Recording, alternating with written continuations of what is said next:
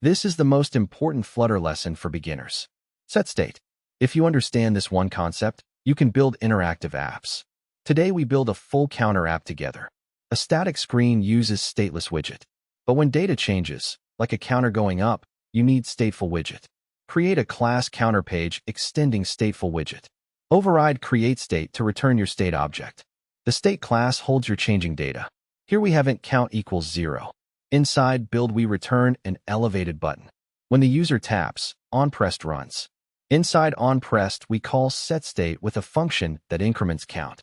setState tells Flutter that something changed. Flutter then calls build again. The text widget shows the new count. Without setState, count would change in memory, but the screen would not update. That is the number one beginner bug. Always wrap UI changes in setState. Try it yourself. Add a minus button. Add a reset button. Change colors with theme. This pattern appears in every real app. Forms, likes, shopping carts, games. All use setState or similar state tools. Subscribe to Flutter Spark. Like this video if it helped. Comment your counter app screenshot. I read every comment. Next video we cover lists and navigation. Keep coding.